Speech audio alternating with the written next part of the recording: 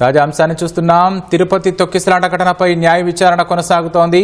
విచారణకు TTD EO Shyamalarao, SP Harshavardhan Raju హాజరయ్యారు.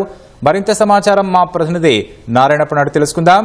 నారాయణప్ప, చెప్పండి, తిరుపతి తొక్కిసలాట ఘటనకు సంబంధించి న్యాయ విచారణ వివరాలేంటి?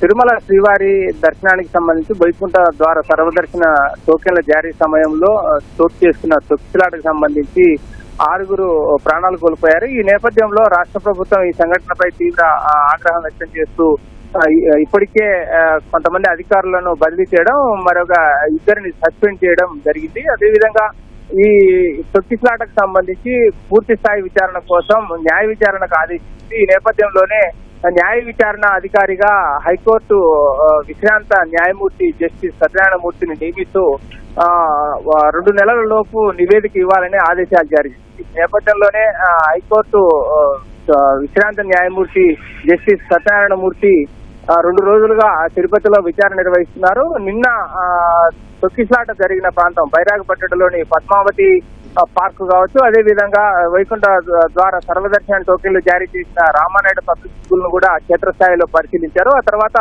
ఆయన కోసం ప్రత్యేకంగా తిరుపతి కలెక్టర్ కార్యాలయంలో ఒక కార్యాలయం ఏర్పాటు చేశారు. ఆ కార్యాలయానికి ఈ తొక్కిసలాటకు సంబంధించి కావచ్చు, అదేవిధంగా టీటీడీ పోలీసు అధికారులను పిలిపించి విచారణ నిర్వహిస్తున్నారు. ఇందులో భాగంగానే ఈ రోజు టీటీడీ ఈవో శ్యామలరావును తన కార్యాలయానికి పిలిపించారు. అదేవిధంగా తిరుపతి ఎస్పీ హర్షవర్ధన్ రాజు కూడా పిలిపించి విచారణ నిర్వహిస్తున్నారు. జనవరి 8వ తారీఖు రాత్రి ఈ సంఘటన చోటు చేసుకుంది. 9వ తారీఖు టోకెన్లు జారీ చేస్తామని టీటీడీ ప్రకటించింది. కానీ వైకుంఠ ద్వార దర్శనం కోసం, తిరుమల శ్రీవారి వైకుంఠ ద్వార దర్శనం కోసం దేశం నలుమూల నుంచి పెద్ద ఎత్తున భక్తులు తరలి రావడంతో బైరాగపట్టణంలోని పద్మావతి పార్క్ వద్ద, అదేవిధంగా రామానాయుడు పబ్లిక్ స్కూల్ వరకు క్యూ లైన్ ఏర్పాటు చేశారు. ఆ క్యూ లైన్ లోకి వెళ్తున్న సమయంలో జరిగిన తొక్కిసలాటలో 5 చనిపోయారు. అదేవిధంగా విష్ణు నివాసం వద్ద మరో మహిళ చనిపోయారు. ఇప్పటికే ఈ తొక్కిసలాటలో ప్రాణాలు కోల్పోయిన వారికి టీటీడీ నష్టపరిహారం 20 లక్షల రూపాయలు చెల్లించింది. అదేవిధంగా మృతుల కుటుంబాలకు ఉద్యోగాలు ఇవ్వడానికి కూడా టీటీడీ చర్యలు తీసుకుంటోంది. రాష్ట్ర ప్రభుత్వం ఆదేశించిన నేపథ్యంలో హైకోర్టు విశ్రాంతి న్యాయమూర్తి జస్టిస్ సత్యనారాయణమూర్తి పూర్తి స్థాయిలో విచారణ నిర్వహిస్తున్నారు.